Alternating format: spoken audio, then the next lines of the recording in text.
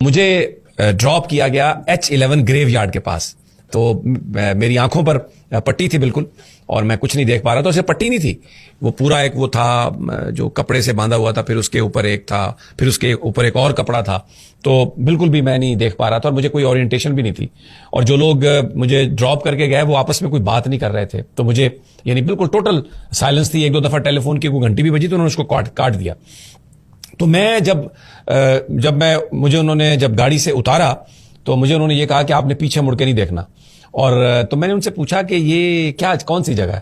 تو ایک آواز تھی, اس میں انہوں نے کہا کہ یہ آپ کو یہاں پر ہر چیز مل جائے گی. میں نے کہا ٹیکسی مل جائے گی؟ تو اس نے کہا کہ آپ کو لیموزین بھی مل جائے گی. بڑی ایک یہ حیرت انگیز بات تھی. پھر جو وہ کپڑے تھے وہ کیونکہ میرے ہاتھ تو کھلے تھے وہ میں نے اتارے. تو میرے پاس فون تھا لیکن اس میں سم نہیں تھی اور انٹرنیٹ کی کوئی ڈیوائس نہیں تھی. ایک امریکہ کی جو سم اس میں پڑی ہوئی تھی میرے فون میں. تو گاڑی تو چلی گئی, تو وہ مجھے کوئی سمجھ نہیں آ رہی تھی کہ یہ کیا ہے. جب میں نے چلنا شروع کیا تو سامنے مجھے ایک بہت بڑا سائن بورڈ نظر آیا, H11 قبرستان, اور یوں تیر کا ایک نشان تھا. تو میں بڑا پریشان ہوا. میں نے کہا کہ یہ, اس نے کہا تھا یہاں سے تو ہر شے مل جاتی ہے, تو یہ تو قبرستان ہے, تو زندگی تو نہیں ملتی یہاں پہ.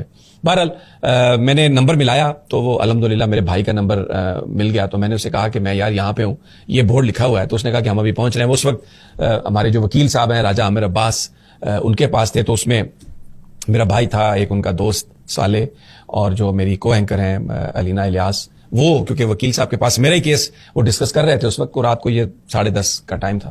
تو وہ پھر سیدھے 10-15 منٹ میں پہنچ گئے تھے پک می اپ. لیکن یہ میں نے ساری بات آپ کو اس لیے بتائی ہے کہ مجھے پیلپیٹیشنز ہو رہی تھیں. یعنی میرا جو ہارٹ ہے, مجھے ایسا لگتا تھا کہ جیسے وہ چلتے چلتے اس کی جو دھڑکن ہے